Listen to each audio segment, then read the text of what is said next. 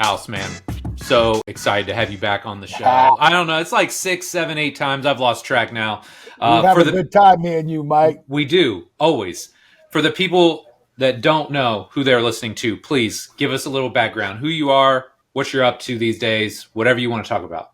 Yeah, I don't want to make that too long because you know how that can go. That could be the whole podcast. 25-minute intro? Yeah. So Joe Kenn, 30-plus year coaching veteran, in the game for over 35. Spent 2 years at the high school level, 19 at the college level, 9 in the NFL. So almost got 2 full decades of college and 1 full decade in the NFL. Been in the private sector, 1, 2, 3, 4, 5. I had my own facility for a year where I trained from Block Zero kids, 10-year-olds through college level and some pro athletes. And then now I work for Dynamic Fitness and Strength as a vice president of performance education, which really is a fancy title of sales support, educational influence, going out, lead generation, and mostly brand recognition and a brand ambassador. Yeah. So it's been a crazy ride. I can't thank Dynamic, Kurt and Tammy, the owners, for giving me an opportunity to stay relevant in the physical fitness and strength and conditioning space, because as you know, face time and relevancy is it's crucial. Huge.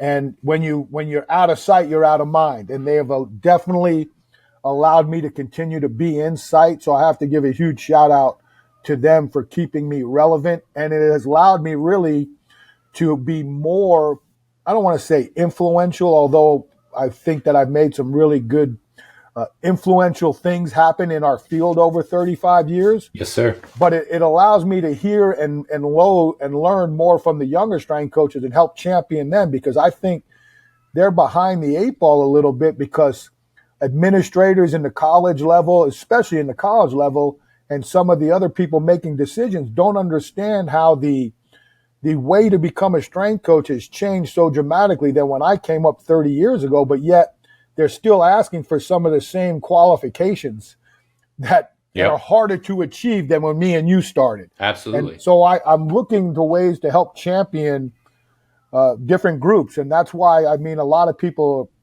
are impressed by it, but it's just part of who I am, where I'll spend a large majority of my time, especially at the NSCA events, really just going and sitting in on all the special interests in the professional development groups, because they're very unique groups. And seeing how I can help support or give my humble but strong opinion on what the field looks like. So it's been really, like I said, I mean, me and you have been friends for a long, long time. And so for me, from a personal standpoint, I'm in like the best place anybody could be. Yeah. I feel, people use, I'm blessed. I mean, yeah, am I blessed? Probably, but I put myself here. For sure. I did the work. My wife definitely did the work. Yep. And now we're reaping the benefits. So it's we're in a good spot. And, like I said, man, we're extremely excited to see where a lot of things go. Our kids are doing great. My grandkids are doing great. So yeah, it's been crazy. That's for sure, man. It's been a hell of a ride. I mean, hell, me and you now have known each other for over 2 decades. I know. It's crazy, isn't it? It's been a minute. What was it? The IYCA at Louisville, Kentucky, 2008 or 9. Yeah. Yeah, absolutely. So I'd love to hear more about what the day-to-day looks like for you right now, because we talked about this before the show. I mean, it's one thing to know you're at Louisville, right? Or you're with the Panthers. Now it seems like every weekend you're somewhere else. So I'd love to hear kind of like what the day-to-day looks like for you and what you've kind of learned going out, attending all these seminars, these courses. Like what does that look like these days? Yeah, I mean, my like a week, it depends on the week, really. Like some weeks are slow. Sure. And a lot of times it's phone calls, emails. Then, I train on average 6 days a week. Yeah. 3 days in, right now, it's this new program is actually I am getting 4 workouts in a 7-day period, but it's like I'm sure we'll talk about later. It's a way different than I was training on 3 days. And then I get 2 days of I'm going back to a little bit of my meathead metabolics to do some alleged high intensity, But Yep. generally, I spend a lot of time in zone 2. I mean, someone asked me, "Oh man, you're a zone 2 guy." I go, fucking zone 1, zone 2. I don't know that, man. I just like walking, and I Right. got good at it, so I walk longer. Right. Like I walked, Absolutely. I'm in Phoenix today at Tempe at Arizona State, my old stomping ground. So I usually walk a 5K once a week, but I had to walk 4.2 miles because that's the Tillman run in honor of Pat Tillman. So Oh yeah. I hit up A Mountain, which is for guys who did Freshman Friday with me here. They hate it, but so I hiked A Mountain part of my walk and got 4.2 in today, and There you go. trained here yesterday and train here tomorrow. And then I'm going to do some strongman stuff with Jerry Pritchett, who's a world class. I think he's finally retired, but he was a top 10 world strongest man competitor, placed at the Arnold Classic. And he's got a 13-year-old son who's already doing 400-pound deadlift and a 200-pound axle clean and press. So Oh my I'm going to go gosh. out and train at their facility on Saturday before I head back. So Yeah. most of the time it's a basic week would be, if I wasn't on the road, I try to do 1 or 2 local visits during the week. But primarily I work from home base in Clemens, and my days are, I don't use an alarm to wake up, which, Beautiful. so, and I still, I'm not, so if you think I'm still getting up at 4:00 in the morning, those days are over. But my natural wake up time is probably anywhere between 6 and 7. And I usually go to bed between 9 and 10, or sometimes a little later. My wife stays up till midnight and she gets upset when I go to bed early. She goes, "You don't live in Charlotte anymore. You live with me. Stay up and watch, stay up with me a little longer." And then, I'll get up. I have my little morning, what do you call those? My little Ritual routine. Yeah, my ritual. So I'll get up, I'll do some sauna, meditate. I got these, stupid digestive drinks, mix in apple cider vinegar, lemon juice, glutamine, probiotics, honey. Okay. Now I'm on this new kick where I do orange juice and either tart, cherry, or cranberry juice with 3 hooping scoops of yogurt. Okay. I'm not I love breakfast food, but if I'm training in the morning, I can't go in on food. Yeah, So sure. I think Stan Efferding recommended something similar to Mitchell Hooper on YouTube. And I was like, you know what? I love shakes. So Okay. like from a nutrition standpoint, like me and Brian Shaw and I laugh about it all the time. And when we're on a weekly Zoom call on a project we're working on, and part of it's a nutrition deal with Nathan Payton, who's the king of strongman nutrition. And I always, and the people we're working with, they don't understand. Like when I say this, when I came up, you trained all sports and you worked all day in the weight room. You were always on your feet. Yeah. To find time to actually eat a meal was unheard of. Right. So, and I mean, at my early years at Boise State, and we weren't making any money, I lived on Cop Ramen twice a day. Yeah. Then we got a Power Bar contract. Well, now I'm eating Power Bars. Then I get the Utah job, and they have a Metrex contract. Right. So I lived on Metrex shakes and Big 100 bars. Yeah. And then when I got to Arizona State, we were on Metrex, and then we switched to Muscle Milk. So now I'm living on. So I tell these guys, I'm institutionalized. So for me to say half my days I drink protein shakes and protein bars, everybody looks at me like I'm crazy, but you don't understand. It's like I did it for 20, 30 years. Yeah. You kind of get used to I'm cool with drinking a shake and eating 2 or 3 bars a day, because that's all I did. Especially at the college level when we were working from 4 a.m. till 10 p.m. We would just go get a bar. I mean, nowadays, and that was before the real training tables. And now, I was here yesterday, man, I went and ate lunch with these guys, and I'm like, oh man, I'd weigh 400 if I was back in college now. Big house. Yeah, so super huge. That'd be like the damn all these new apartment buildings they built here. But so then, so I've had to, I tell people, man, the hard thing, this, man, I'm still trying to out train a bad diet, but it is getting cleaned up. I mean, I had to go through some real, I don't want to say life changes, but I had to come to a real conclusion of what I wanted to do physically and mentally before I left last year on my trip to Italy, because I thought I was going to have shoulder surgery. I thought I was going to have knee surgery. because of insurance and MRIs, and you didn't do enough rehab and all this. It was a shit show. Yeah. I don't really want to curse too much on the show, but it was that's what it was. And I was in a bad, I mean, was I depressed? I don't know. Like, I wasn't me. Right. I was down, frustrated as hell, because I love the weight room, man. I love that stuff, man. Well, sure. I can't believe I still do what I do, and I try to do things, but I just was more unmotivated going into the weight room, because it's like, I can't do this, I can't do that. I'm going to have all these surgeries, so why am I really going to try to do something hard, knowing that, because man, rotator cuff surgery is not. That's a hard one. Like, my wife's doing it now, and I know from my MRI, I've got all 3 tendons are torn. Yeah. And I'm like, man, I don't want to go through a whole year of rehab, because I know I got to do it slow, because I know what I want to do when I'm back. Right. Absolutely. You know what I'm saying? You got to do it right. Yeah. And then the knee, I wanted to get scoped one more time, but my doctor, who has been with me for the last 14 years, said, House, I can't scope you anymore. This time for a replacement. He goes, hell, 8 years when I scoped you, I didn't expect it to work, and you got 8 more years. And I said, Doc, that's good. The best 8 years I've had since when I blew it out in college, you gave me. I mean, so I figured, if he can scope this one more time, but based on like he said, based on it wasn't even about an MRI. He just saw on the X-ray, you're done, bro. Like, it's over. Right. And I was like, all right, so now I got to and now I'm overweight. Like, I'm back over 310, and I'm like, and it's not because I'm eating anymore. I'm not doing anything. Yeah, you just can't move. I'm in the weight room. I'm in this, but whatever. So I was like, man, this is that. And I was like, so I was going to do the shoulder surgery when I got back. And then I just decided, look, man, what is really happening here? Like, what do you really want? I said, well, I got to get my ass in shape, because I'm in a physical fitness, and I don't care what anyone says. You're not supposed to be judged on appearance. We're all getting judged on appearance in our every world. day. I don't care. Yeah. I hate to say it out loud, but that's the truth. Yeah. We're getting judged on appearance.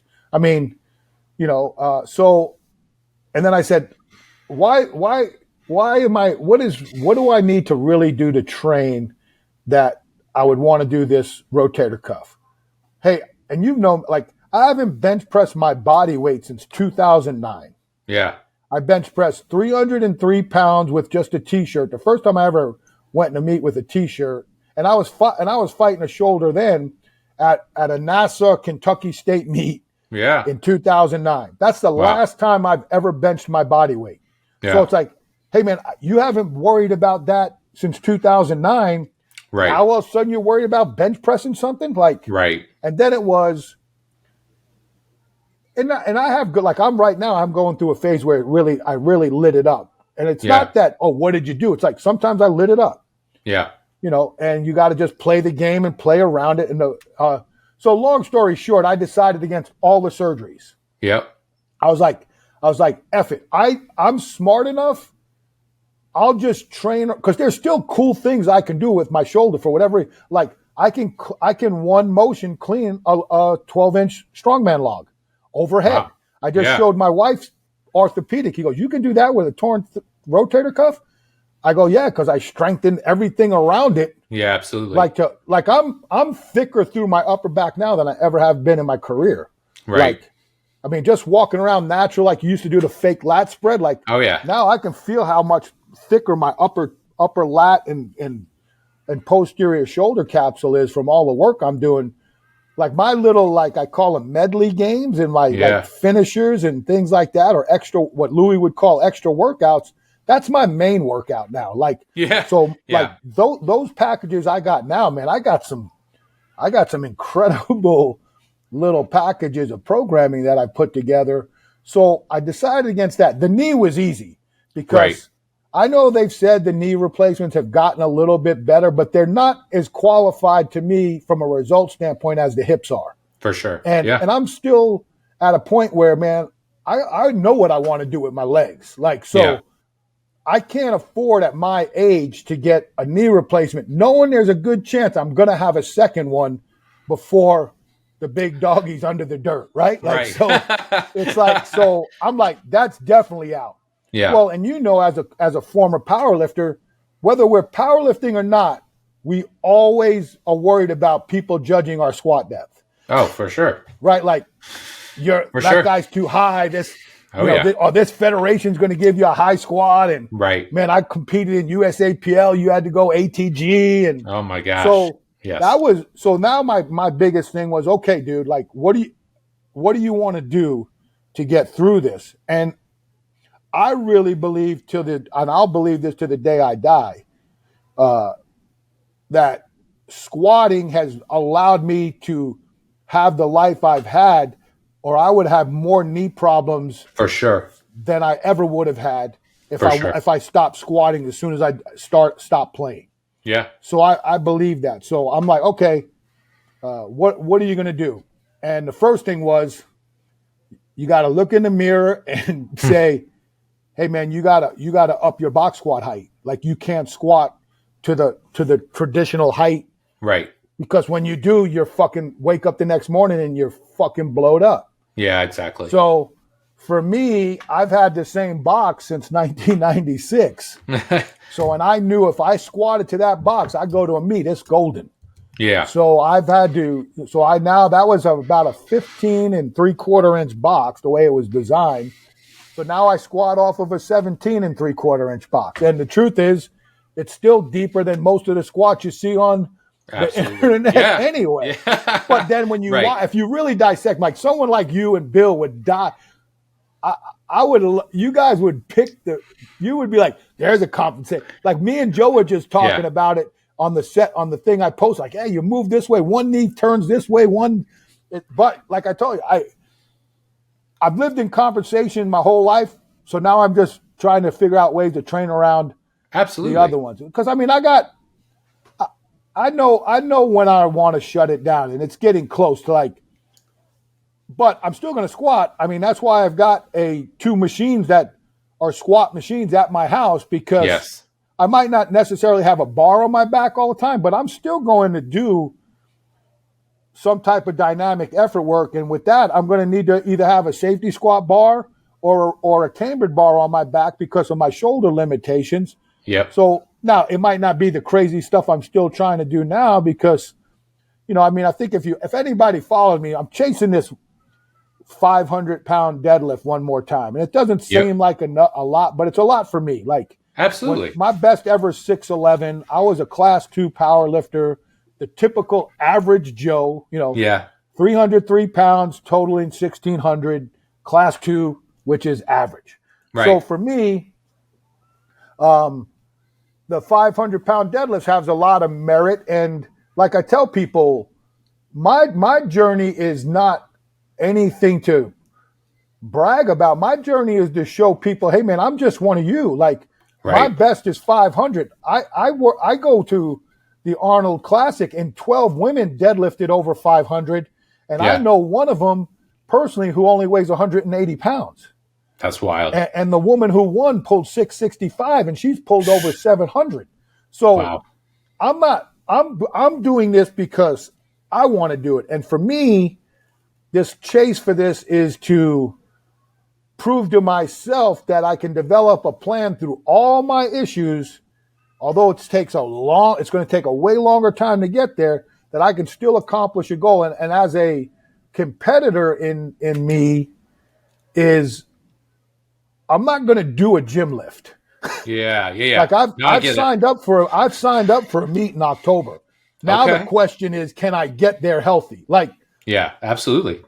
And that's not the training. I got my training is really dialed in right now. Like I got really good plans for older athletes like ourselves who are high level competitors, whether it was sports or lifting, that still want to kind of play that meathead game, but got a lot of issues that they can't do what they used to do. I mean, my tortoise training, what I call 1.0, and then this 2.0, there's a lot of merit to this being utilized in mass. Like, and even my tortoise training 2.0 programming now, I'm actually doing a version of that with a master's level strongman competitor. And he's, his feedback is how much better his knees and shoulders are already feeling. Yep.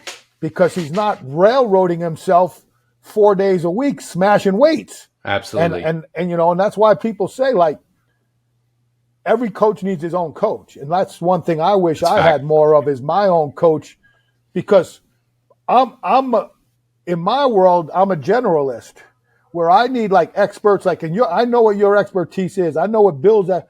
I need expertise. Like, so when I build out these programs for myself, I'm still fishing. Like, let me see this. Where if I'm with guys like you, when we build out the template that's based off of 13 R's, right? Right. You can give me, House, you're wasting your time with this one. Do this one all the time. Sure. This is what's going to help straighten you out. So when you're doing this every 3 weeks, you need to be doing this every week. Right. You know what I'm saying? That's where I need my own coaches. And I don't need a coach for technique as much as I need a coach for what people call correctives of all the tangible readiness exercises, root exercises, reboot exercises that will help me at least limit the compensation. Absolutely. I don't know if it's going to, at this point in my life, is it going to disappear? Of course not, but to limit that. So that's where I need a coach from. And again, in this day and age of virtual coaching, maybe I hire somebody. Right. You know what I'm saying? Like, because, and we can get into that too. I mean, I know I'm jumping around. So you're good.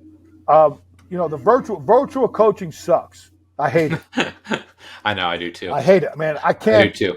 I mean, I love the fact that Brian brought me onto his team. It made the last 2 years, man, got me juices fired up, and I'm working with 2 athletes now. One, like I said, a master's age strongman, and somebody just starting the game, but he's an older gentleman who's got a journey for his family and his life that he wants to ride out, and he asked me to be a part of it. So I'm very honored and humbled for that. But that, at least it keeps my juices. Like, I got skin in the game. Yeah, for sure. But like, I need to be there. Like, I'm a feel guy. Like, I sense the energy, man. And there was a lot of times with Brian, man, it was like, is what I'm seeing actually happening, or am I making it up? Like, did that, or even just like watching loads, like, so I got to get on like the FaceTime calls once a week, or the Zoom calls when I'm watching live, and I've got to get with the guys that are on site. Like, did that move as fast as it looked like it did? Right. Because I got to make adjustments. Like, I got to go out several times when Brian was training, and I don't know what he would say, but based off of, those are some of his better training sessions. And was it because his coach was there? And that's why, like, I told people, like, oh, you're Brian's coach. And I'm like, man, that coach, for me, I'm his consigliere. I mean, like, I'm Brian's advice. Like, I'm advising, I'm recommending, I'm helping organize. Right. It's like, and that's where, with Brian, it was a little different. I appreciated that he called me his coach. I appreciated being part of the team and still part of his team in other ways, because I helped with his MMA stuff. Yeah. When we thought that was going to go down. And so, but man, I'm telling you, man, I have a hard time with wrapping my head around of what is, because the way I write and program, I have to be there. There's too many things that I want you to do that if I'm not there explaining it, you can't do it. And there's not enough time for me to film all these YouTube videos. For sure. So it's interesting, but it's fun. And I love the fact that the challenge of training individual strength athletes compared to team sports, if I ever were to get back into team sports, and I don't know if that's ever going to happen in a pure on the floor sense, it's definitely made me a better coach. Like, because the challenge is real. Like I've always said, the best thing about being a team sport really is the weight room matters, but it doesn't matter. Like, it's not affecting the wins and losses. Right. If I got better talent than you and we train the same way and all our strength numbers are the same, I'm winning. Yeah, absolutely. Unless we turn the ball over or whatever.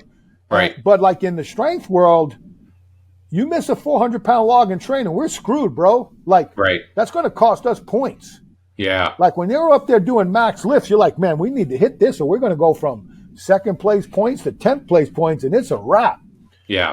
Or or, like, and sometimes, like, if the technique ain't right and you lose your breath on some type of hold or a carry, and that costs you a placing, that sends you, that's not good. Like, Yeah. So there's so many different pressures, like being at World's Strongest Man the last 2 years as someone's coach, and everybody knows you're Brian Shaw's coach. That's even more pressure, right? Oh yeah, of course. And it's like, of course, and I have to protect my athlete, even though it's an individual athlete and he's got to go out there and do the job.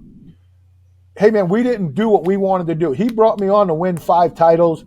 We didn't win 5 titles. That's on me just as much as it's on him. Like, I got to protect those guys. Like, I don't think people understand the coach got to absorb the loss harder than the athlete because it put it on him, because the athlete's got to continue to go. Yeah. And too many times it's like, hey man, we're all in it together. It's like when guys get fired, like, oh man, I did my job. Did you really? Because you didn't win any games. And like I've said this more as I get away, is what we got to remember is if you're a team sport strength coach, the only KPI matters is the record. No matter what you want to believe, deep down, you're getting judged on your record. Yes. You go 15-1 and you lead the league in injuries, nobody cares. Right.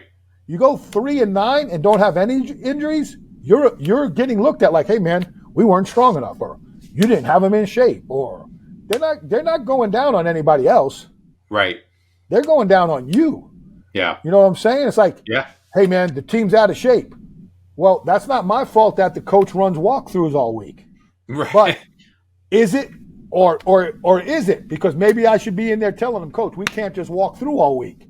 Right. It's like, or you're doing extra conditioning when you do get them. Yeah. It's like, so it's for like when you're doing self-critiques, yeah, your programming might have been spot on, but what part of your role did you not help out with the team? I mean, I had to do that self-reflection a lot when we got let go at Louisville. Like, we wrote some of the best training programs and we had some of the best results of development in 2 years at Louisville that I ever had in coaching football players, but we didn't win. And so there was certain things administratively and things that I should have done a better job communicating with the head coach from what my role was, and I didn't do that. So, I deserve to be with the rest of you, and let's go pack it. Because I tell people all the time when strength goes, I did my job.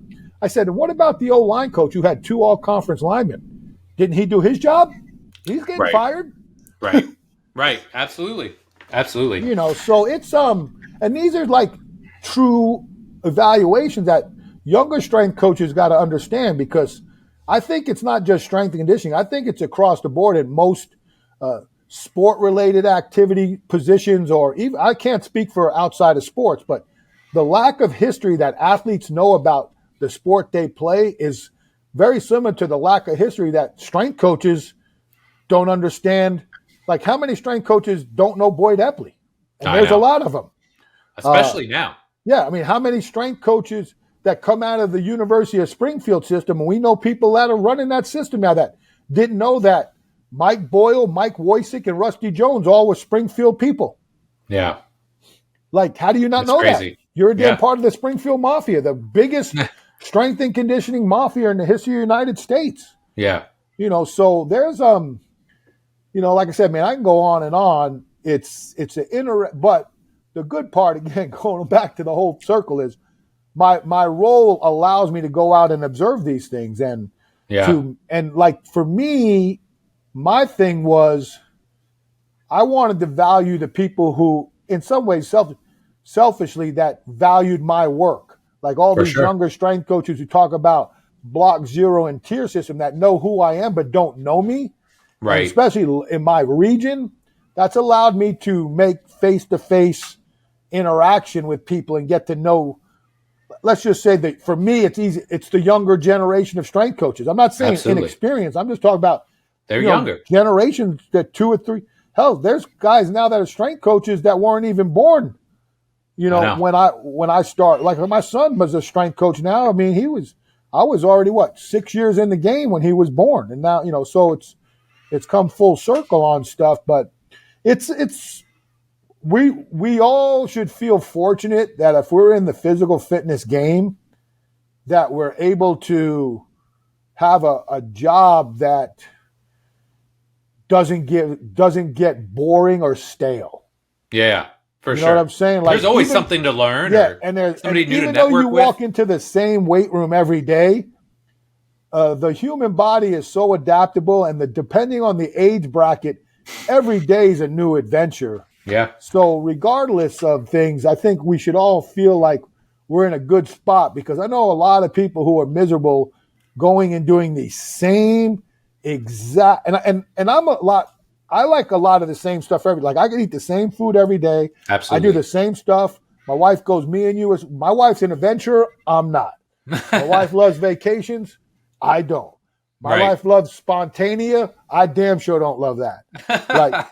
So it's maybe that's why we've been together for 35 years coming up. So right. I love it. But so those are, yeah, man. I mean, like, me and you converse a lot, and we have mad respect for each other. So it's been crazy, man. And there's a lot of things I miss. There's a lot of things I don't miss. Me personally, I'm always want to have I'm always going to be strongly opinionated, but I don't want to give opinions without really making sure I've wrapped my head around something. Yeah. And, like I've done a really, not necessarily like reading books and articles, because I believe in, man, the hands dirty approach. Yeah. I believe on like evaluating from where I came from. And I've come up with a really good perspective of what this high performance model everybody wants to endure is about. Yeah. And so I've seen it now from the 10,000-foot view, being away from sport. So you can think you're growing in certain levels when you're tied with a team. But the truth is, you're focused on the team, the teams you play, and that's about it. Right. You're not like, when I'm in the NFL, I'm thinking about the Falcons, the Bucks, and the Saints. We got to beat them. Right. Then I'm worried about the teams in the NFC. I'm not worried about and then I'm worried about the teams on our record, on our schedule. How do I get to? Yep. But I'm not worried about the whole NFL. Yeah. So you hear things, you're trying to pick up things. I've always been like that, big picture and then absorb in, where a lot of people go small to big. I've always been big to small. Let me see this whole thing, suck it in and figure it out. Let me see the perspective of a GM, a president, an AD, head coach.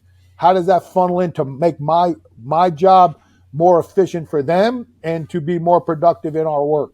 And I've really got an interesting perspective, and I've sent the things out and have gotten really, really good feedback, because I give you the real world opinion of how it all started, why it's problematic, and why it's failing in some ways, although we can all make it look good, because in the end, regardless of whatever I call it the animosity issue and the alpha syndrome issue, when we all meet for the staff meeting, we're all kumbaya, loving each other up because no one wants to get fired.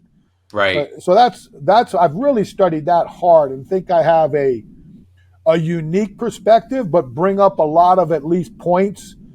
Whether you agree or disagree, I guarantee you're going to contemplate and have discussions about it. And that's all you really want, right? Is to try to resonate. And like I've always told people, I'm not here to change your mind. I'm here to embrace thought. You've seen all my little friggin' slides we put up at the beginning of our seminars. Like, hey man, I just want you to think about it. Like even, talking with guys about rooms, everybody goes, oh, we'll do whatever you want. But then you give them your ideas. Where for me, my perspective is, I'm just going to give you a bunch of questions you should ask.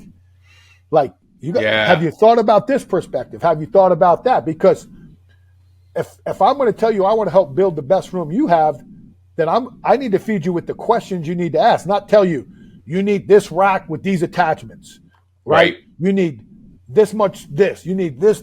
You should be doing this. No, that's not my role. My role is to be honest and authentic and tell people, hey, I think this is the best piece. And maybe sometimes, I hate to say it, and I'm not really going to get in trouble, but the best piece might not be made by dynamic. Yeah. You know what I'm saying? Like, it's just the way it is. My job is to be authentic and honest and truthful, and hopefully there's still value in that. Yeah, but how much street cred does that give you? Right? Well, I mean, and I live on street cred. I'm a New Yorker, man. I'm 100% street cred. Well, look, while we're on this topic, let's just talk about the high school strength training game and the weight room game, because we talked about this before the show. Dude, it's insane. And I'll give you a perspective, right? Okay, let me ask you a very short question first. Of all your facilities, what was the most racks you ever had in a facility? 24 at Arizona State. Okay. I was at Ball State 2000 to 2002. We had 4 racks, and one of those, I don't even know what it's called, like the angled piece that's got like the squat, catch. That was the old squat stands. Yeah, squat stands. We had 5. When I was at Boise State in the 90s, it was still a traditional weight room before we went into, the pod system, the stations. It was, you had your 4 platforms for cleans or deadlifts. Then over here, you had your leg station. So you had your 4 squat racks, your leg press, your leg extension, leg curls. Then you came over here, you had 4 competition benches. Behind that was 4 inclines. And then if you were lucky, you had 2 seated behind the neck presses. And then you had your lat pull down seated row cables. Now it's how many stations can I have? How close can I butt the platforms together without worrying about safety? Right. Because we got to run this many kids through and don't have enough qualified coaches to do it. Yeah, I know, right? I mean, look, like, and I'll try and find this video clip. I think it's from Instagram, but the space you guys put together at Avon, beautiful, right? Avon, if you're listening to this, is like 45 minutes from where I live.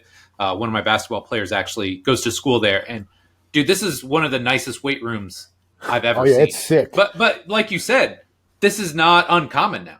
No. This is like an everyday thing, which is mind-blowing to me. Yeah, it's in Texas, a 20 rack room is average. But there's 40 rack rooms. There's, like we were talking earlier off air, Dynamics based out of Eau Claire, Wisconsin. So we have a really good run in Wisconsin and Minnesota, but there's 40 rack. There's several high schools that Coach Labuda and his son Jace, who worked that area for us, they got 40 rack rooms, we were talking about state appropriated or school district appropriated funds. So it's supported by the community, and now they're building indoor facilities to boot.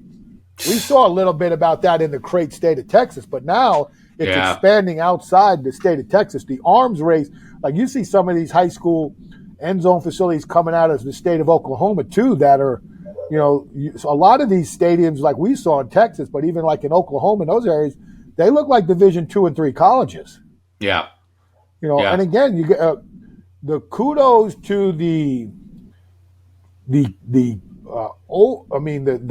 what's the right word I'm trying to find, but the catastrophic shift in high school strength, legitimate high school strength and conditioning coaching has gone, generally things go like this. Right. It's gone like this. It's almost inverted. It's a hockey stick. It's inverted how crazy it's gotten with qualified people. And so much so where they're hiring coaches now that don't have to coach other sports. They're legitimately hiring coaches that your job is just to work the weight room. Yeah. And that's where me, and this is one of my frustrations with the NSCA, and they know this, and I say whatever I want, is what the NSCA's initiative should be, but they're lazy and they don't do what they should do. They think going around and doing surveys is important. But we need high-level executives in the NSCA to get out of the office, get on a plane, and figure out ways how we can get the high school educational system nationally. I mean, it's got to start. We got to figure out what buttons to push where we can get the CSCS, and I'm not downgrading the CSCCA, but that's a college-based. Right. But the CSCS is global. Yes. And that's the kind of the common thing. All the pro sports teams have that requirement.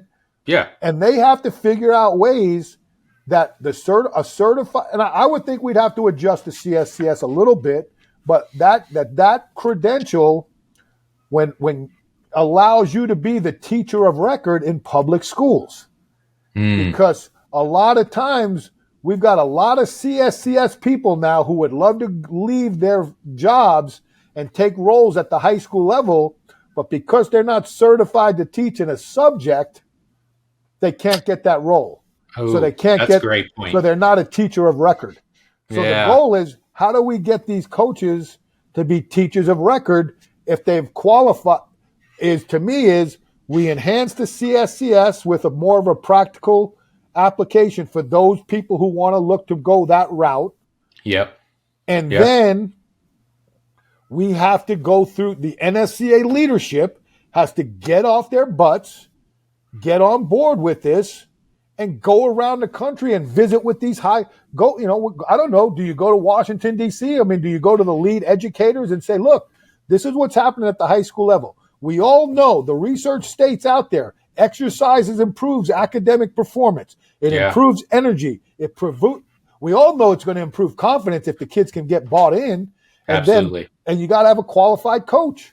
Well, if we're going to talk about all these strength certifications that are supposed to make you qualified, then we've got to figure out ways to help benefit the athletes at the middle school and the high school level when we're missing out on a boat of guys that are highly qualified but can't get a legitimate teaching job because they don't have a teaching cert. So that's and I brought that up several times to NSCA people. And again, it takes, I can only champion it.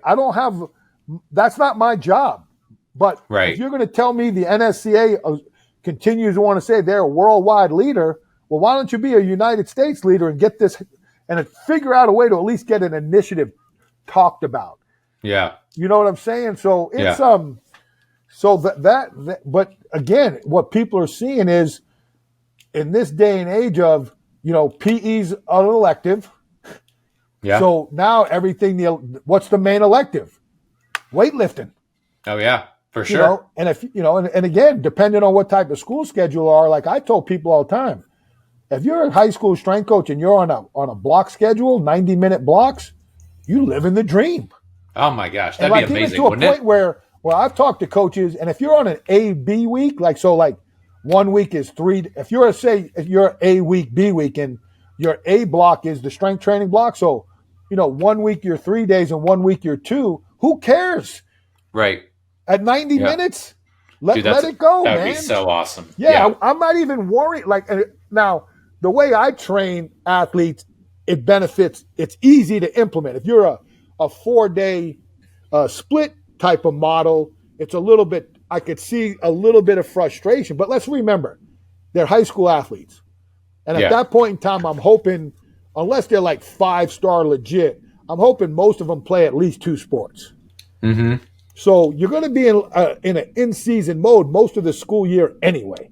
Right. So you're going to tell me I can get 5 quality workouts out of 10 school days, and I can get 10 quality workouts a month with a high school kid who's playing 2 sports a year? I'm winning. Oh, absolutely. That kid's winning too, though, right? Yeah. Like if you're doing things the right way. Well, and then for the kids who want more. And again, because I've been on both sides now, I know the frustrations that happen with high school strength and conditioning coaches versus the private sector people and the parents who think their kids need more or don't think hey, man, build a good relationship and say, look, this is what we do on campus. This is what we're missing. Can you fill that gap for us? And then now you've brought the private sector in and you're not fighting because the private sector guy knows, I don't got to worry about the squats and stuff and I can do – allegedly, I'll be the speed guy. That's even better for them. Yeah. Because they'd rather do the field work anyway, from what I can gather, from what I know. Absolutely. You'd rather want to work the mobility and the field work, and then I'll worry about the agility and strength stuff in my 90-minute block, and then all the accessory stuff that that we don't have time for, and you still want to do more. Okay, well then, I recommend you go to this club and visit this coach. Me and him have talked. This is the. It's kind of what Andy McCoy's done down in Huntsville. Absolutely, and that's why that's what we try to do. Yeah, that's what we do. Like we're not a competitor, right? They have a time and a space to do what they need to do. Hey, if you want to come to us, here are the things that you can't or won't get during that time. Okay, that's great. Here's how we're going to fill in all those gaps. Yeah, and that's all it is. It's a puzzle. So, yeah, it's crazy, man. And like I said, coming from some of the areas I've been in, especially like in my area in North Carolina, it's so much different in South Carolina when it comes to the weight room game and the importance of a full-time strength coach. Yep. We're starting to see a little bit of that in North Carolina, but primarily at the private schools. But in the public schools in South Carolina, it's a lot different. Yeah. The teacher and their teacher of records. But now they also had teaching credentials, or they were willing to go back and sit for them. Gotcha. I want it to be where, I recommend that the CSCS is a replacement, or it has the equivalent value of a traditional teaching certification if all you're hiring me to do is run your weight room efficiently. Yeah. You're not asking me to teach a health class. You're not asking me to teach general PE. Yeah. You're asking me to be the weight training class coach. Yeah. Well, that's a specific certification. Absolutely. No, I love that because, I don't know what school sizes are like where you're at. Just in my area, right, we've got 2 high schools, 3,000 kids plus a piece.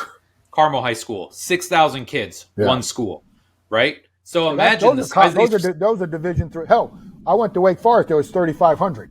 So those are college level types of numbers. Yeah. So that's where, if you're going to dedicate that amount of time and energy and money into having this kind of program, you need to have somebody that's their full-time job and that's all they focus on. But see, and that's where the private schools they don't have to worry about teaching credentials if they don't want. That's right. You know what I'm saying? So the rules are different there, right? Yeah, the private schools you're CSCS, I'll pay you $100 plus to come be our strength coach. Done. Yeah. Public school, you got to have the cert. Yeah. Because if you want the benefits and the retirement package and all that, that's important in life. That's when you're young, you don't think about that. But when you're on the back end, believe me, you want retirement and you want benefits. Yeah. Yeah. No, that's great stuff, man. Okay. Shifting gears a little bit.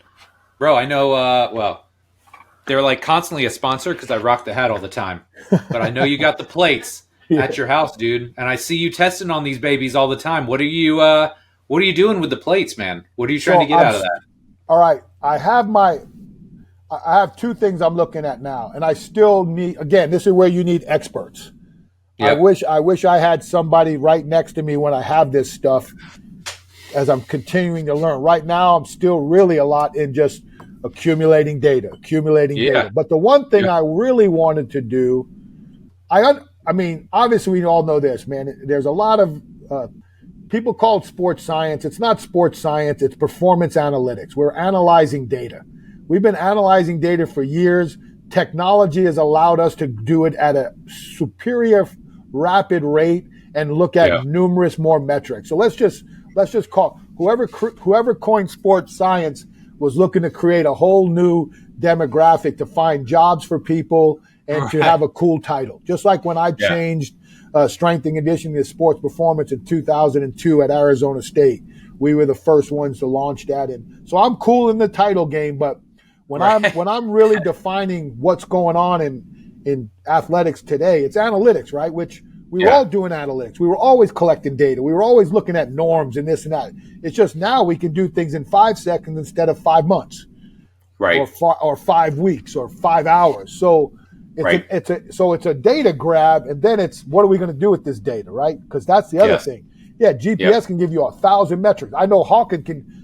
They've helped me already reduce all the metrics I don't want to, because you can get minutiaed out. And so when my first goal was personally, and I call right now I do, because everybody's got their little bull crap. I do anecdotal evidence N equals 1 work on all my stuff. Just like I love it. I'm 100% convinced that you should never worry about average velocities anymore on VPT. You should only concentrate on enhancing peak velocity. And I have my thoughts on that. We can talk about that at another time. But I know this from a dynamic method, intent, focus, by changing my thought process on that, my mental fatigue after a dynamic effort intense session is twice as much as it ever was when I was competing heavy. and the transferable acceleration component when I'm doing heavier movements with heavier loads has shown up greater in my overall data, where my slow strength, my slow strength slow all the way through. Like I'll have 0.5 average velocities at 135, 225, 275, and 315 on the deadlift.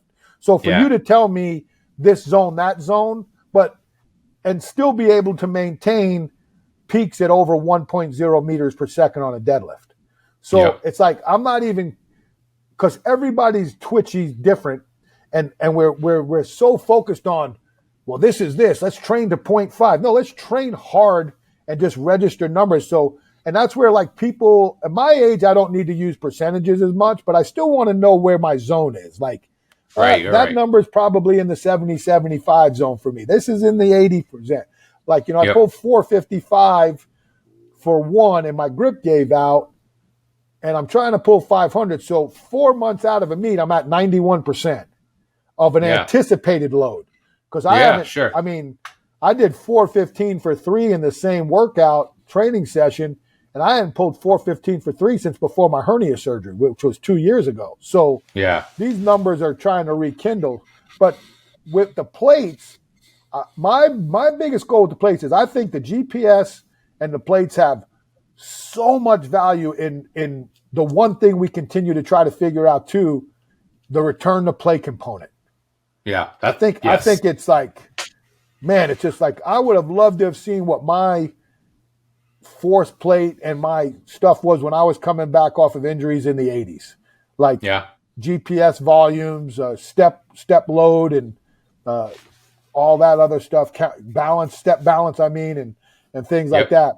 But I wanted to see, is there more ways to use the force plate for enhancing the healthy athlete? Like, and like, I'm not going to do I understand readiness apps and like, hey, is the guy ready to go today? Let's do a jump test. I don't care what that jump test says. You got to go to practice. Like, we got to go. Hey, and that's why I laugh at these readiness tests, because I continue to say it. And until someone tells me you're full of it, or no, we actually do it, nobody wants to do readiness the night before a game. Nobody wants to check the readiness on game day. No. Psychological warfare. So then, absolutely, if the readiness doesn't count on game day, why does it count game day -5? Right. So I'm trying to look at all, and again, this is just, and you could say I'm a blowhard on that, but that's just my personal opinion on the readiness. Because I remember when Omega Wave was hot, I was doing Omega Wave, and it'd say, you should not get out of bed today. And I'm like, watch this, bro. I'm going to go out there and smoke this training session. And I would, and the next day I'd wake up and it'd be, hey, you're ready to rock and roll. And I'm like, so your mind, everybody says, what the mind believes, the body achieves. Yeah. So that's, do you remember the old Charlie Francis quote, right? Talking about, like, if you're going to time somebody, you better make sure they PR. Yeah. Same thing here, right? If you're going to tell somebody pre-game, they better PR, be in the green, whatever metric you're chasing. Yeah. And again, I saw the psychological part of it watching guys on Thursday night NFL games. The same guy comes to work on Wednesday and he barely can walk, and you see the guy come to pregame meal on Thursday and you're like, how'd that happen? Because you know what he knows? It's game day. My money's on the line. Yeah. And we got to go out and get us a dub. So, but I was looking at him like more about, or really analyzing, and this is, again, I've got to get with people. We got to figure out ways to look at the data and antiquate, like, because when I'm studying now, it's like it's almost funny how, regardless of load, my force into the plate is almost the same. Really? Like, I always get like 3,000 something, but like, and again, I have to dig in more on that. So I'm trying to figure out, because I was trying, do I need to apply more force in the ground to lift 500 pounds off the ground versus 300? Right. What does that look like? Or is it really you're applying, and I'm a sumo deadlifter, so the patience and the slow game for the bar to break's a lot different than conventional? Or is it For sure. Laura Phelps was just talking about this with Dave Tate. I saw the clip on Instagram with, are you mentally strong enough to stay patient enough with a sumo to get that bar to break?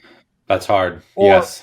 Or are you given a lot of times, because remember, most sumo guys fail because they can't get it to break off the ground. Yeah. I very rarely saw a sumo guy who got the bar to shin to never not make a lift, where conventional is totally different. Absolutely. It's flipped. Yeah, it's almost flipped. So she made a great point, and I've been doing and that's my whole thing is, and like with Brian, that was one of the things that we had to, when we were rebuilding coming off the injury, and this is where force plates would have been interesting with him because he had major hamstring issues, because what was happening was on these max effort deadlifts, they were using a bar with additional flex. And Brian has a unique setup because he's so thick. He's really almost doing a modified sumo with a conventional hand position. Okay. Yeah. If you watch him compared to Thor, who's got narrow hips, they're about the same height, but Thor's body dimensions are different. He can get into a qualified, traditional, conventional stance and rip the bar. So Brian was more deadlifting with hips, and where Thor was doing more of a traditional, big push with a good posture. And Brian, and what was happening was Brian's technique was, I hate to say failing him, but in some ways was failing him because as he's trying to do the pull, he's not patient enough with the flex. Yeah. So what's happening? You have to take the flex out. So he's pulling, and now he's becoming almost a RDL. Now, absolutely. No, I'm with you. When you're that strong, you can RDL 800, but you ain't RDL. But you ain't RDL in 1,000. Yeah, absolutely. So it was a total. And what we found out was on the rebuild, because everybody's like, man, you got Brian Shaw doing sumo deadlifts. Yeah, we got to build this whole package. He's got to get his hips and glutes strong. He was doing shoulder elevated glute bridges my first year with him because Brian only went to one show a year, so he had a real live non-competitive stage of training where we could really try to tear things down and rebuild. Yeah, and what happened was, what I had to learn as the coach is we got him so corrected that we overcorrected. His positioning got so much better. He was losing what we called the perfect Brian Shaw position, where Brian has to be a little bit further over the bar than a pure upright guy, because he was losing the power he needed. So we had to make an adjustment. It took 2 full years till it finally, year 1 was very tough, and I know it was frustrating. But then year 2, if you watch World's Strongest Man, and then obviously the Shaw Classic, what he won, when we were at World's Strongest Man year 2, all the old vets were like, that's the old Brian Shaw deadlifting.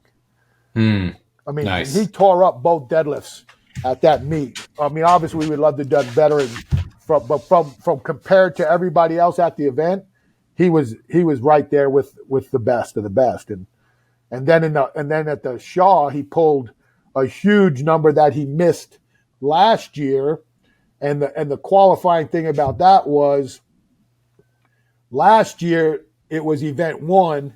This year it was event 1 of day 2. So they had already done 4 events. So it was awesome, and it was a big deal for him. It was good closure for us. I wish it didn't take 2 years, but right. But sure. The hardest thing to do is rebuild greatness. When you see these guys, it's like, hey man, if this dude runs a 4.2 and he wings his elbows, I call it winging when the elbows are out and they're not tight. Go mess it up, and then he tighten his elbow up and he runs 4.4. Absolutely. You just make them faster at what they are. So we had to rebuild. We over-rebuilt, had to bring it back to Shaw strength, and it took 2 years. But I want to try to figure out ways where there's legitimate value in recommending to high-level facilities of, hey, man, just drop the force plates on your platform. build them into the platform at platform height, because we want to evaluate these metrics on a deadlift or squat or a clean. Or even an overhead press. Yeah. Like things where your feet are stable. I mean, the clean would be a little bit different because your feet could leave the ground, but even then that'd be interesting data. So my thing was, how can we find more ways from an old school thought of traditional strength training? Yeah. And find, is there ways we can figure out how this, it's kind of like when people are over evaluating VPT, like, well, 0.2 is cutoff. Well, I pulled a deadlift at 0.18. Yeah, for sure. So those are things that I have to figure out more, but I don't talk to the guys at Hawkins enough as I should, because I'm busy and they're busy, and sure. But I'm still in date. Like, I've started doing the counter movement jump test every Saturday on my accessory day. Nice. And I'm doing that not as a readiness, but I just want to see if I can improve that, because with your hands on your hips, that's a hard jump for me. It is. And I'm very mechanical in my jumping because my knees and back are so beat up. Like, I'm going to post an accessory lower body session, or what I call lower total hip hinge day, where I've started doing some long jump to boxes. And you see how mechanical I am. Like, I load and explode, but because I have to overthink my positioning. It's like I've regressed back to that type of thought process. So I know when people look, and that's why I like putting my stuff out there. Look, man, I'm just a beat up old wannabe, and this is what it looks like. Yeah. Instead of like showing all this, or like all the guys want to watch is dudes pulling 900. But you know what? We're not all pulling 900. There's more athletes that can relate to the things that I'm going through than watching the guys qualifying for the Olympic trials in weightlifting. So my journey on social media is not that I like to see myself lifting weights. Like I said, if you watch that story today on the one set of box squats I put on, if you have any knowledge in physical therapy of athletic training, you're probably saying, why the hell is that guy squatting? Right. But my question is, instead of asking that, why don't you send me what you think I should be doing to help fix all that stuff? Absolutely. So, or where would you be if you didn't?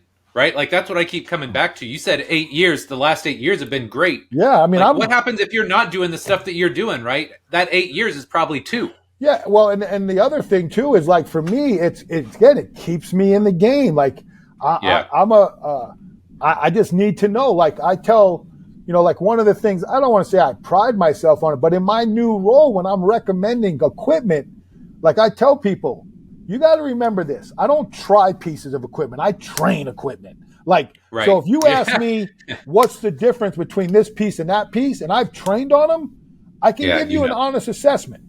And one might not be better than the other. They're two same movements, but because of the angles and the levers that the biomechanist or the engineer designed, they give you two stimulations of the same vertical row or horizontal row. You know what I'm saying? Absolutely. So that's like, a lot of times it's not, and there's some pieces I don't recommend it, but I give you my opinion on why. But a lot of times it's not, hey, which piece is better, this or that? I said, well, they're different.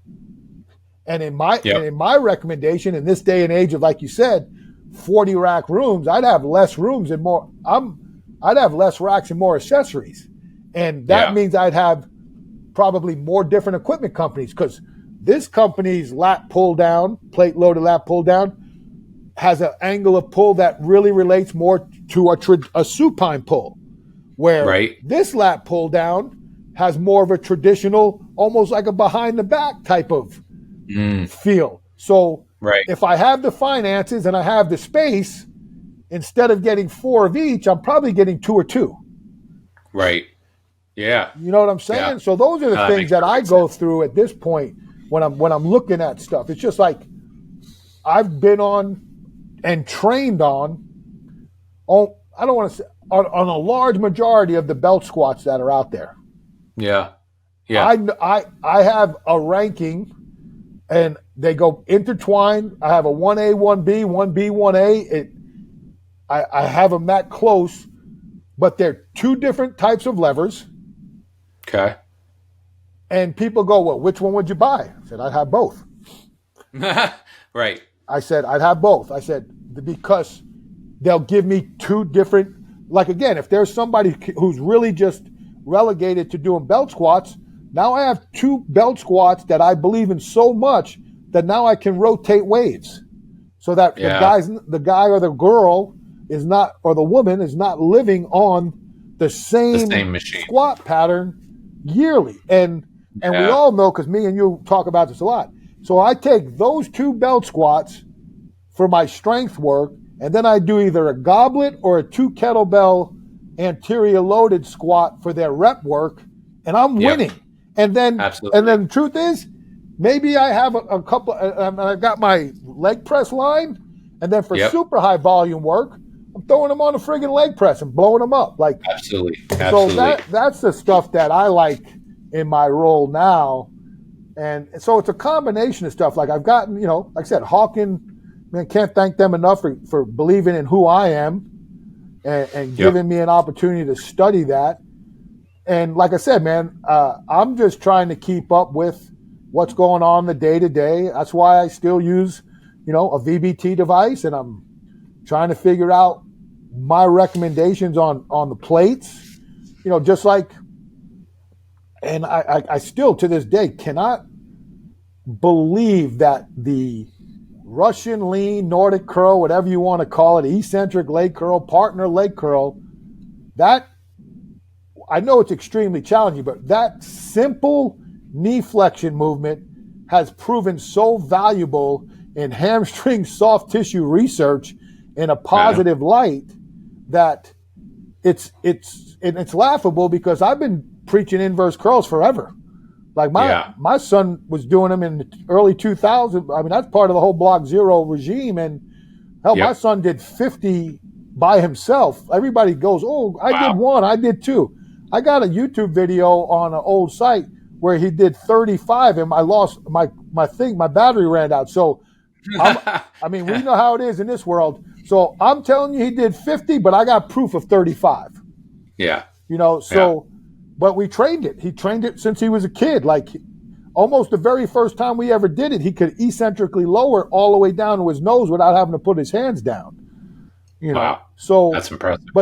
So now that's become such a key, right? With the Nord board and things like that. And that's why I think there's so much value in we've make it, and now several others, where the inverse curl has so much value in high school or college weight rooms, more so than the reverse hyper and the glued ham that became super popular in that early 2000s weight room charge. Because if you're going, and again, this is my own anecdotal evidence, because I train on an inverse curl. I have one at the house, so I've done a lot of different work on it. But my thought is always this: if you're telling me just the eccentric component of the inverse curl has shown that much value, and I understand the eccentric relationship with the hamstring in sport, with deceleration and all that, and hamstring protection. But if you're going to continue to show me the research that continues to say what like the prescript, was it 2 sets of 6 the day after a competition is like their recommendation. I read an article along, and that's what we started using at the Panthers. And yeah, man, it's a little bit, you got to do it the day after the game, you have to, but it's got to be part of your yearly plan so they're not sore. Absolutely. But absolutely. But if you're going to tell me that has value, then how couldn't a machine that can give you the counterbalance load you need to actually do the concentric action of it? Right. And if you're telling me the eccentric component is that important, well, and this is how I train this piece, then why not just over accentuate the eccentric when you have the counterbalance load? Because even for me, if I do a Nordic leg curl with you holding the back of my knees, I'm probably going to get to a third, maybe close to a halfway down before I fall out. Absolutely. Right? Absolutely. And that's showing benefit. That's showing benefit in these people's research. So then what if I have 200 pounds counterbalancing, right? And I do a 10-second eccentric where I can do a full range of motion eccentric, but hey, guess what else I can do? I can also come back up. Yeah. How's that not winning for the athlete? Absolutely. Because, and again, I'm a fan of reverse hypers, but I've had back issues. Like one of the things about reverse, and again, this is what happens when you grow and you continue to try to figure things out and you live in a weight room. Hey man, the reverse hyper, it's a boss move piece. But when you're looking at it from how it evolved, let's just be honest. That Louis Simmons created it because he got hurt. So you know what it is? It's a rehab and a medical piece. Yeah. And does it? And for me, at the college and the pro level, it has merit, but it has merit for the strongest of the strong. Like, if you got kids who like if you have women athletes who are qualified athletes and elite athletes in their sport and they front squat 200 pounds and you're doing RDLs and everything else, do they really need a traction decompression? Right. But your 600-pound squatter might, your throwers might. So absolutely. And if someone has a back issue, obviously that's part of a medical plan. So it's the same thing with the inverse curl. You can even classify that as a medical piece based off of all the hamstring injuries and all the research coming out on Nordboard testing and inverse curl. So these are things that I think people, these are things that I bring up a lot of times is like when we go through, just, hey man, just think about that. Because like I said, whether you agree with me or not, I like to think that I'm making sense to you. Like, that makes sense, but I still want 10 of them. Yeah. I get it. But like and then my question is, again, it's like in this day and age, you got all this stuff. How are you writing it in your program if you're writing it at all? Yeah. And that's a question for another day. So those are the things like you just learn it. Like working with Brian, you find out with that one-on-one, like for example, here's a great example of what you learn is how things fit but don't fit in different sport relationships. Like, I'm a big fan of the winning warm-up. Yeah. It's a high volume, got a lot, but in an athletic, and it's very specific to the way Matt trains all his clients. For sure. And it does have merit if you're not in, but like for me, I have, based off of your programming model, the R's, there's certain other things that I need within a winning, like I'm always going to factor in the root or the core work. I'm always going to factor in reboot or activation work on top of the strength readiness part of it.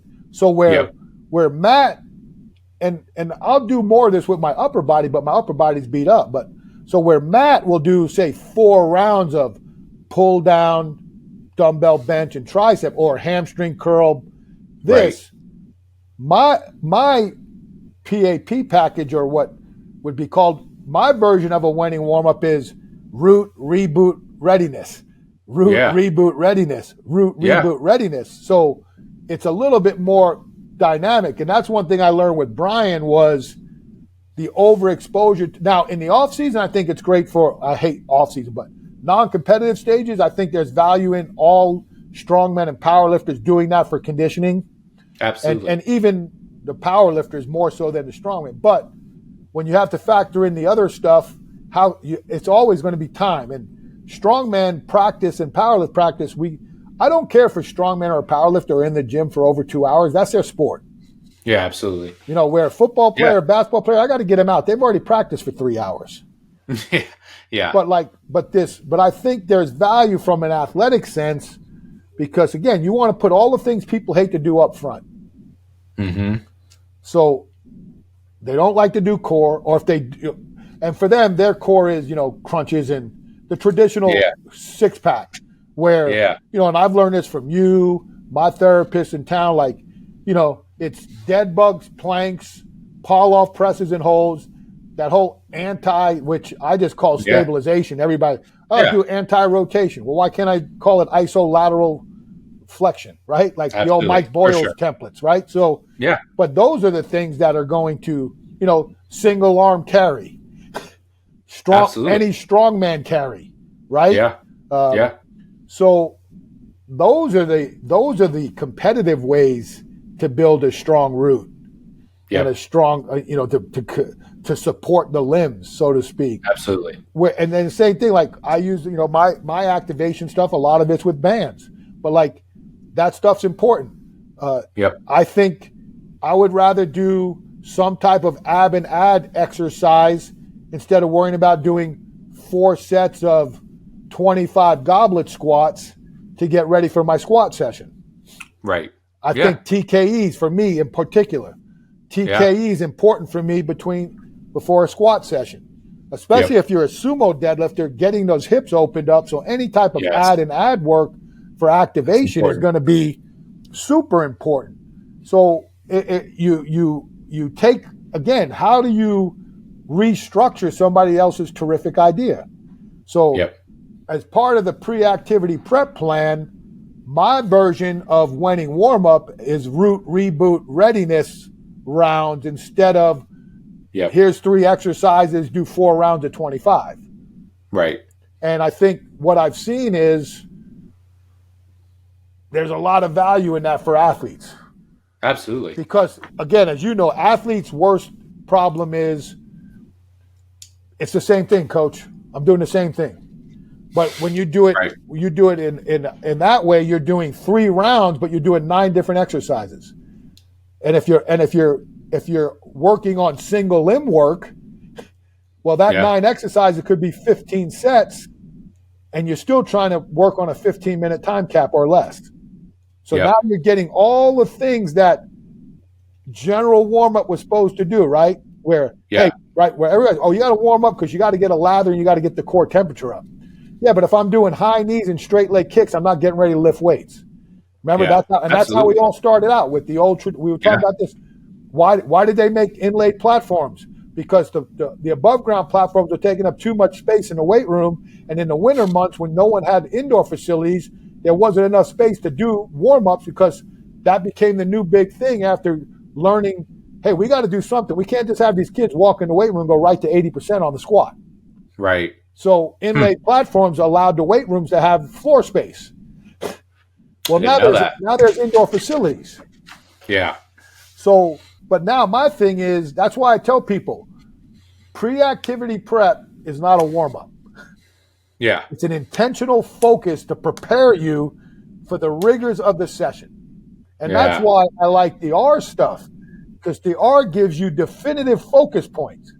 Yes. You know what I'm saying? Like I tell, like for me, when I time workouts, the reset is in my time, especially for my squat deadlift day, because my little reset program I built out with I still do the balloon. I do my original strength work and some other basic mobility because I won't lift heavy if I can't do that. Like I'll go in a parking lot outside a gym that doesn't have enough floor space for me to do that drill. Like I'm doing those drills or I'm not squatting heavy or deadlifting. Yeah. Just not. You need it. You need it to make your body feel right. For me, it's a confidence issue. Yeah. And I also know that if I do that in a 10 minutes or under, that's kind of my auto regulation too. Yeah. That means my body's actually flowing a little bit. But like for most people that are healthy, I tell people the release work or all the self-myofascial stuff, your power plate, that and reset, once you understand the definitions of what that is, that's something you need to take care of your own. That's an athlete option. But when the whistle blows, we're on root, reboot, readiness, and then if we're going to add in reinforcement for the neck and reactive for the jumps, that would be part of your total pre-activity prep before you went to the resistive part of the workout or the training session. You know, just like with the resiliency work or work capacity stuff that you talk about. Like for me, when I can, when it works out right, on Wednesday for me, that's backward sled dragging. Yeah. Yeah. That's a good I way love for me to backwards sled recover. drags. And again, people go, I always tell people, I have to remind them, I backwards sled drag because I do so much walking. Yeah. And for my knee issues, backward sled dragging, if you do it right, or whatever right means, Yeah. is almost like doing a walking TKE. Yeah, absolutely. It blows the quads up. Yeah. There's almost no stress on your knees. You feel good when you're done. And I did that video a long time ago. Like with my shoulders, I keep saying I'm going to do it, and I'm going to start it here soon. Probably when I get back, is I need to go back out at night and start doing just my upper body sled work. To continue to build strength, but not get that eccentric soreness. And I just finally found giant anchor chains. Guy had it already cut. They weigh 103 pounds each. So I can drag them 200, but now I'm going to separate them and do just concentric rows up and down my street. Oh, I like that. So I mean, so those are the things like every, and that's what I think. And like when people, it was funny how many people want us to do another seminar, but I was like, it's just funny how like when we joined partnerships that we have all these, not different, but we train in different modalities, but the relationships on how we train were so similar. Like when people were like, House, you do Mike's R program? Like, yeah, it fits right into what I do. Now I have a terminology system that helps me order things correctly. It's just like when people go, you can do 5-3-1 with the tier system? Yeah, the tier system is based off of exercise order and choice. Right. The 5-3-1 is based off of cycles. You can do triphasic with tier system? Yes, it's a cyclical program. Mine is an exercise choice and order based template. Yeah. How things intertwine is what it works. And, then like I think, what was it? Within 2 days of me reading your first article, I called you and I can't believe you didn't put anything in for core. I know. I know. And then we've really kind of jacked it up on steroids now. 13, man. 13 Rs. You've taken it to a whole nother level, dude. Come on, man. I wasn't just going to sit back. we got to promote the R-Bar program, man. That's right. Well, dude, I mean, I could talk to you all day. I know you got stuff. You gotta actually work while you're out there in Arizona. We've been chatting about the projects, and we've got a clinic here in a couple of hours. I love it. Oh, we got a clinic here. Yeah. At 1 o'clock, so about an hour and a half. I got to go. Yeah, I'm representing everything today, so I'm like so I got to actually go set up the booth, which not generally in the job description, but it is today. I love it. Well, listen, dude, where can everybody that's listening in, where can they find out more about you? All the great work you're doing. My website needs major overhaul, but there's a lot of free stuff on the website. Yep. www.bighousepower.com. I don't even know if you have to say www anymore. Remember back in the day? Probably not. And then, you had to back in the day. Truthfully, I'm kind of really limited my social media to pretty much 97.5% Instagram only. Yeah. I'm trying to do the YouTube thing, man. It's just hard by yourself. It is hard. But my YouTube deal, I think, has some pretty good stuff if you're going down that path. That's Inside the House. Is it Inside the House with Joe Big House Kenn? Okay. Well, I'll find it. I have another one. That's an old one, but the one I promote most of my new stuff is on this Inside the House. And and I do, no one's perfect, but I do a pretty good job of responding to the DMs I get on training. Yeah. On Instagram. Sometimes, I mean, you're not 100 because I know sometimes I have to go check requests. Oh yeah. Yeah. Stuff like that. And then the stuff that pops up in requests, I'm like, God, man, what is it? This is, I don't need this to come in the regular one. That's when you hit the leave button. Yeah. House. Oh yeah. Delete all. Leave. I'm out. Yeah. Delete all and get me out of this conversation. I love it. Well, dude, I truly appreciate your time. Love catching up with you. And thanks for coming on, brother. You got it, my man. Anything you need, Mike, let me know.